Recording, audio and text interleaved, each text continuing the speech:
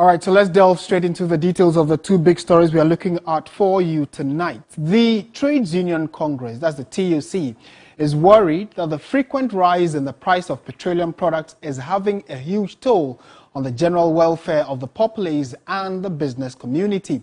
The TUC, in a statement, lamented the unstable fuel prices and said that it has led to increases in prices of goods and services, a development it describes as lamentable. The TUC was worried this is eroding the values of incomes, particularly for workers on fixed salaries, and makes the following recommendations: that one, government immediately suspend all taxes and levies on petrol, diesel, LPG and kerosene, adding that the suspension should remain in force until the international price of crude oil stabilizes and the decline of the cedi is halted. This, the union adds, will demonstrate to Ghanaians that government is sensitive to the plights of the public.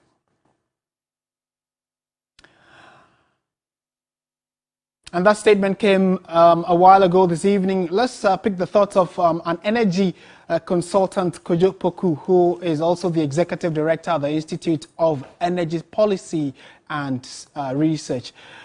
Mr. Poku, good evening to you, and thank you for your time, if you can hear me. Hi, good evening, Martin. How are you? Very well, thank you. To start with, according to the TUC, government should suspend all 12 taxes and levies on petroleum products. We already have information that government is considering taking off some 3 items in the price build-up. But talk to us about the feasibility of totally suspending the components of the price build-up. Is that workable? Well, did they say some or all? Because that's a bit confusing if the TUC come out and say that all taxes and levies should be suspended. In the statement, they said all. Well, that's not feasible. I mean, it's not possible for government to suspend all. Look, we live in a country where we develop this country with taxes. The TUC, whose members are mostly working for government, get paid their salaries from these taxes. So if government suspend all taxes and levies on petroleum products, how do they expect government to pay salaries to its members? Some of these things, I think, when the TUC is making such calls, they should make reasonable calls that some of us can support.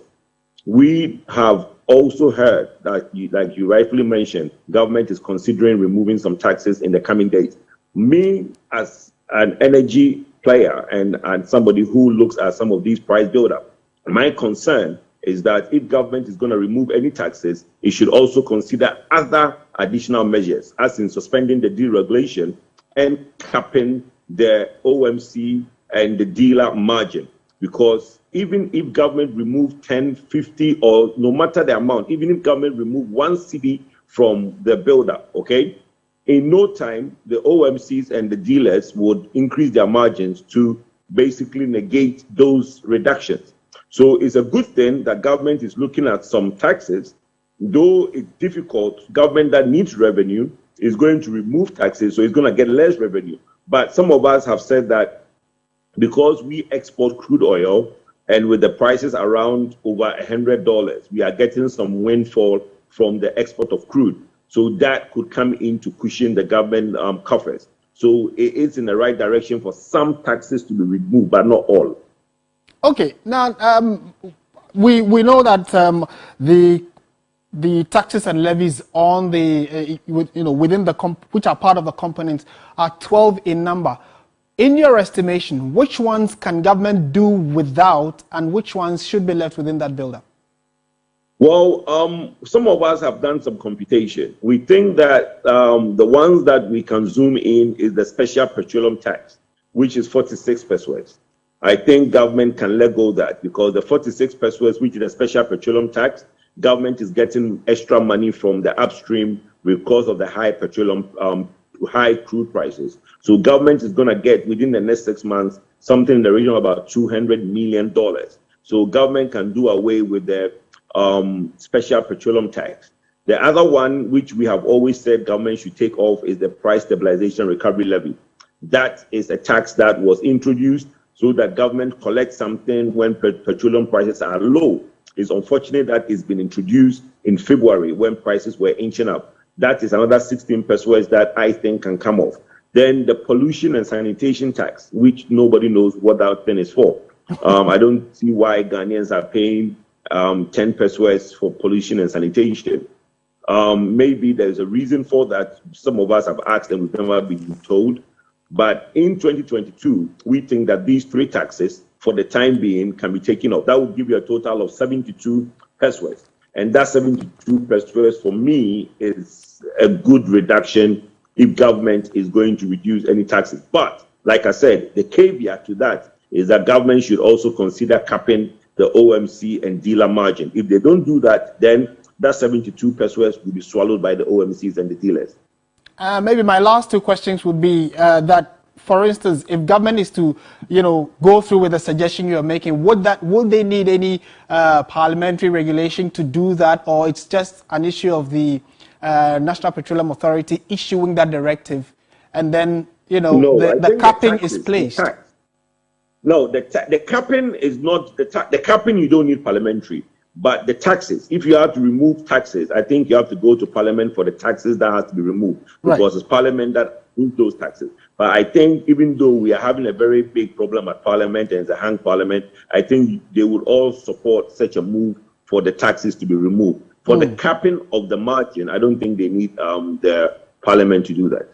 All right, my final question would be, TUC, a major player when it comes to Ghana's labor force, are also asking government or suggesting to government that they should get TOR to work, the Tama Oil Refinery. Why is it that they are unable to, as their name suggests, refine oil, especially Ghana's crude? Well, look, Tama Oil Refinery in the last 18 months have not done anything.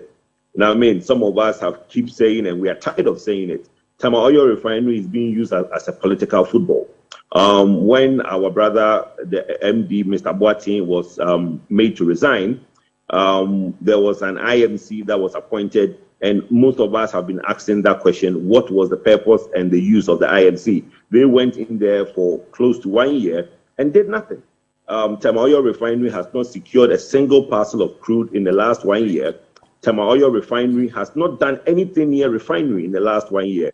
When sometime earlier this year or sometime last year, we asked what they have done in 6 months of being there, they came out with a letter saying that they've been able to query some theft that has gone on. Up to today, we don't know what happened to that query they gave. Tama Oil Refinery is a big problem. The earlier the government privatized Tama Oil Refinery or brings in investors that can basically take that place up, bring in the crude oil and make it work better, the sooner the better for you and I. All right, we'll have to leave it here. Thank you so much, Kojo Safuapoku, for your time, an energy consultant and also the executive director of the Institute of Energy Policies and Research. Certainly a conversation many of you will be having in the coming days. We'll be interrogating all of these and the suggestions